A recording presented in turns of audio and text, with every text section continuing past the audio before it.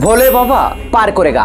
এই ধ্বনিটি শ্রাবণ মাস এলেই সব শিব ভক্তের মুখে শুনতে পাওয়া যায়। আর সকলেই কাঁধে বাঁক নিয়ে হেঁটে চলেন শিবের মন্দিরে। পরনে ধুতি বা শিবের আঁকা বিভিন্ন ধরনের গেরুয়া রঙের পোশাক, আর বাঁকের দুই পাশে ঝোলে জলের কলসি। যুগ যুগ ধরেই এইভাবে ভক্তেরা শিবের মাথায় জল ঢালার জন্য এই বাঁকের ব্যবহার করেন। তবে সর্বপ্রথম শিবের মাথায় এভাবে বাঁকে করে কে প্রথম জল ঢেলেছিলেন জানেন? চলুন সেটাই জানাবো আজকের এই ভিডিওতে। সেই তথ্যের হদিস মেলে আমাদের পুরাণে। শিব ভক্তের প্রমাণ হিসেবে অনেকের নামেই উল্লেখ পাওয়া যায়, তবে রাবণের মতো শিব ভক্তের উদাহরণ নেই বললেই চলে।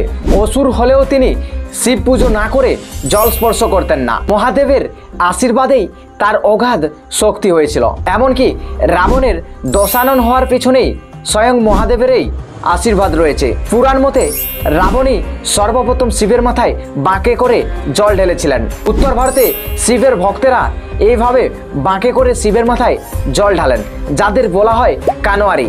পুরাণ মতে তাহলে রাবণই ছিলেন প্রথম কানোয়ারি। আর এইভাবেই শিবের মাথায় বাঁকে করে জল ঢালতে যাওয়ার প্রসেসটাকে বলা হয় কানোয়ার যাত্রা। কথিত আছে আরাধ্য মহাদেবের একটু কষ্ট হলেও রাবণ বিচলিত হয়ে পড়তেন। সমুদ্র মন্থনের সময় উত্থিত হলাহল স্বয়ং মহাদেব যখন তার কণ্ঠে ধারণ করেছিলেন, তখন স্বয়ং মহাদেবের প্রচণ্ড কষ্ট হচ্ছিল। এটা দেখে রাবণ বিচলিত হয়ে গিয়েছিলেন। আর সেই তখনই প্রথম তিনি বাঁকে করে এভাবে জল নিয়ে গিয়ে স্বয়ং মহাদেবের মাথায় ঢেলেছিলেন।